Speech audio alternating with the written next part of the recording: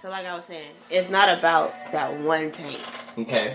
It's about the potential from what that could really mean. So if we already know the military is out here, if we already know that martial law is like around the corner, that shit's gonna look fucking scary. Have you seen Nazi Germany before? Okay. Have you done your research of where these tanks are coming from and what they're coming here for? I've read articles. And what did you find out? They were saying, "Oh, this is this is from the mayor. Oh, this is normal. We have tanks going in and out all the time. You just now seeing it. We're here to bring in some from the National Guard and everything else to help with this pandemic and help the health officials and blah blah blah, keep order, blah blah blah." So I'm like, basically, you're telling me that military personnel and the National Coast Guard or whoever that is on those tanks or in those tanks, whatever, is supposed to help the health officials and everything else in actually containing the virus and whatever. Have you been to a store during this lockdown? Mm-hmm. Do you see how people are acting? What I see... And was there any armored tanks in sight? I see... Now imagine... Where I am, let me ask you a question. Okay. Where I am, I see people maintaining their 6 feet with the little stuff on the floor. Oh, so you see people behaving? Yeah. Oh, that's good. Now in the news, I see people fighting. I see people licking carts. I see all type of shit. So why wouldn't they bring some more order into why? these situations? If the theory is population control, why not let the population fucking kill itself instead of putting your resources there? Population control is a thing. I know, but I'm saying, where did you get this theory from? I mean, For the people who don't know. To me, it's connecting the dots.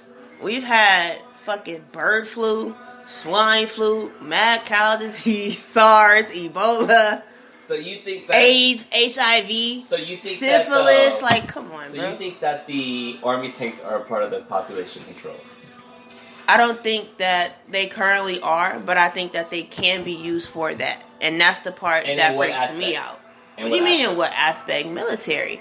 The police are already militarized. Look at what their weapons are when we protest. So like, what you're saying is that's just extra help. Someone could give a signal one day and all the military and police officers could just like start roaming the streets and like just taking people out, like just like machine guns and stuff like that. They probably wouldn't do that, but I know for a fact that when it comes for martial law, that shit is immediate. And what do you know about martial law? Not very much, but from what That I read, probably would help you. But from what I read, because I looked it up recently, I'm trying to remember because I'm getting answer questions off the top. But from what I remember, is basically militarizing in the streets and making sure that there is curfews. If anybody is out, they can either be arrested or, police, they be wilding. Shot and killed is also an option. It's kind of like what's going on now. Yeah. To flatten the curve of the COVID-19. Like if you're out, you can be arrested. It's just an enforcement of more order. Right, I get that. On the streets, publicly, and this and that. But the only thing that I don't like about that is when I consider how far the government could go. Like, even with police, they be wilding. So, if you give them the authority to say, don't be outside at 8 o'clock without a mask, and these motherfuckers roll up on your ass because you just going to the fucking liquor store or the gas station. Well, why would you be outside with a mask and you know not to be outside without a mask? Because it's fucking America. So it's that. That's what it is. I want to do what I want to do, and I don't want any control. That's what it is. There's a lot of people that feel like that. But it's also the simple fact that don't have any order out here because there's rules and stuff like that, but I mean, just for the record, I just want to do what I want to do. I am being very compliant with what we're dealing with now because I feel like this is a very nice version of martial law. However, knowing that they could use this as an opportunity to say, you know what, you got to get vaccinated, you got to do this, you got to do that, and all this stuff. And then it becomes what? And then it becomes to the point where you gotta, if you don't have papers that prove that you're coronavirus free, you can't come to work. You can't go to school. And if I don't want to get tested because half of those tests don't even actually work, or a majority of those tests, they say, oh, well, you have corona because you have one symptom, knowing good and well that one symptom could mean pneumonia, it could mean flu, it could mean this and that. It's not accurate. Okay. So I could be diagnosed with it and not actually fucking have it. Or if you want me to get vaccine, I don't know what the fuck you putting in that shit. Right. And last time I checked, y'all was fucking sampling shit on black people since I could fucking remember. So fuck your vaccines. Fuck your tests. If you put something in me, I don't want it. So if that's the case, and I gotta sacrifice what I feel like is my life for my job, or in my kids going to school or whatever, that's going to present a problem. That's going to have the nation divided where, y'all corona free, y'all compliant, y'all go ahead and do all the freedoms that we've allotted you before this whole pandemic. Everybody else, you're going to get shitted on. Notion of what you think might go wrong. The fact that it's probable, is what makes me want to be more cognizant and it seems to have of those stress things on you. No, I wouldn't say it caused stress. It seems when you explain like what could go wrong, your whole everything changes. Like, you know, you get really heightened. Like, well, I mean, it's about wrong, negative things. I'm just saying what I experienced. What I'm experiencing. Like, it seems like you really like you're preparing for the worst. Like, man. Well, I would much rather prepare for the worst than not. So preparation is key, and I feel like a part of the reason why people are stressing out right now is because they're not prepared. Have you voted? They don't have, They don't have water. They don't have, like, it's like, dude, like, this is shit you should already fucking have for emergency preparation anyway. But, like, we should all have our savings up, but we don't. We should all have our, extra stockpile of shit anyway, but we don't. And because we weren't prepared, we got hit with this shit. Now everybody's going to the stores and freaking out and fighting over fucking tissue. And it's like, you know what? Let's use this time to prepare for whatever else may come. That's all you can do at this point. I don't know if they're going to go run through the streets with fucking tanks. I hope not. I hope that's fucking way far down the line. I hope that never happens. I hope China never tries to take over America. Like, all of that shit. I hope to God we just go back to however the fuck it was with all the other bullshit we was dealing with before this shit.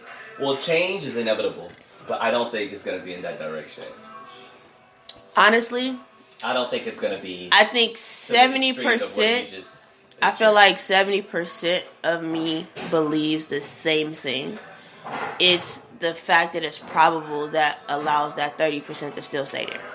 And it's just like... You feel that someone's just ready to F over you? Not me in particular, but the nation, yeah. I strongly believe that there's population control. Your kids and like vaccines and I'm saying that's how I would react if I was put in that position. Like even with this, my job, I work for the city. No. I'm always second guessing what the fuck I'm reading. Make sure that we aren't relying on others to make the decisions for ourselves. It's like, you know how many people really don't actually vote in real life? I'm sure. I did a study on it in college. And because even to this day, you know how many people really don't actually vote? I know, that's what I'm saying. And it's most people who are like afraid. But they're afraid because they don't know what's going on, but they won't even get involved. But the biggest thing that I found in my search was... You are doing exactly what the people you're afraid of want you to do. But that's what I'm saying. It's not so much as fear, because this is the first thing I found out. In my research, millennial population in the States, possibly the world, is now more than baby boomers. So their traditional way of thinking is phasing out. Millennials are taking over in population. And what millennials think about voting, just from what they've learned and what they've experienced, is I don't give a fuck what I say, they are not going to listen.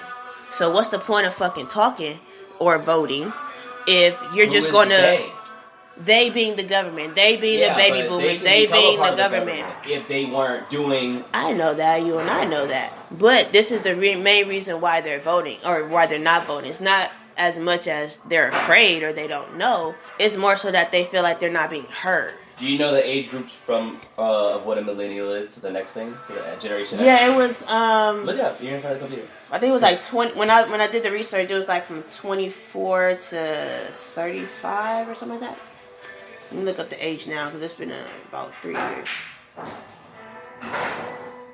I think it was like from 88 to like 94, 96.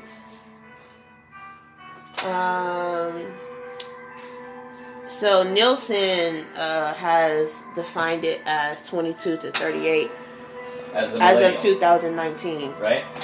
Yeah, but in 2014 it was from 1983 to the year 2000. Right. So you and I are very well millennials, right? Of course.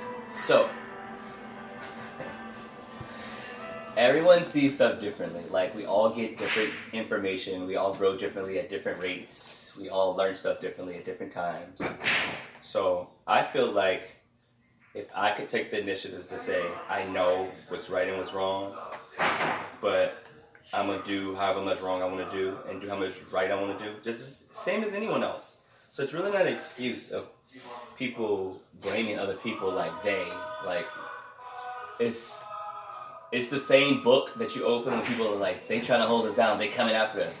They're doing nothing to you. You know what you did between, like, I had a hidden camera. This is just an example now. Mm. I had a hidden camera from this Monday to last Monday. You didn't do anything. You smoked dope. And, you know, like, so they aren't doing anything to you. Like, you know, it's the same book. Like, they. Like, I don't use that. I'm a millennial. And I make my decision.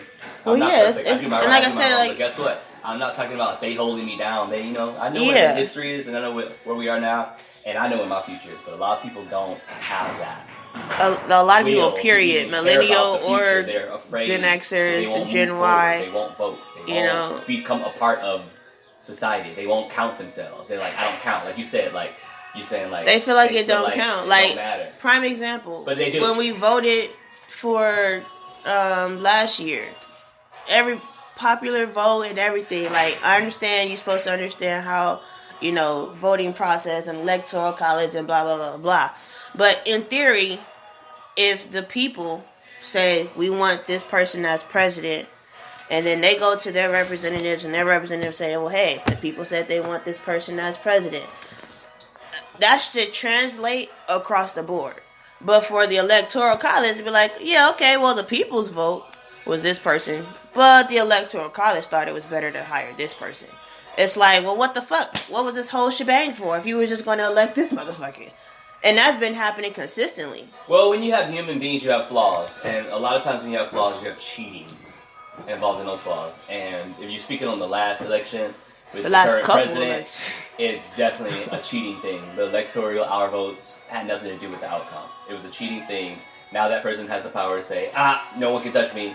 No one can fault me for this stuff. I won't be tried. Like, that's the distrust, is what I'm saying. Like, yes, it has to do with, you know, being informed and you want to be counted. And we all know that if you are involved in society, you know you should vote.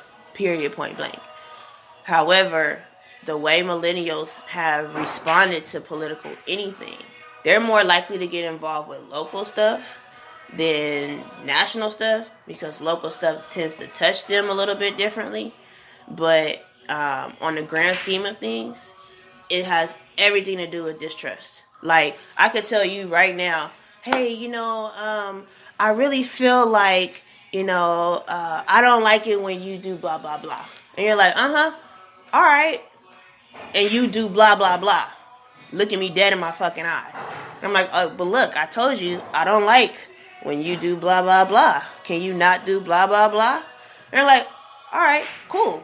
And then you go off and do blah, blah, blah. Look at me dead in my fucking face. So eventually, I'm going to stop asking you, can you stop doing this? Now, most people will feel discouraged and not talk to you ever again. Whereas you have a other half of people, which I think you're in this group, is saying, well, you know what? I tried talking to this motherfucker, but you know what? He's not listening. Let me find a way to still get what I want. You know, let me find a way to understand the system. I'm going to explain why. Because I'm a firm believer that you can't change everything, but you can change the way you view everything. And when it comes to distrust, you have to count and believe in yourself to change that whole situation.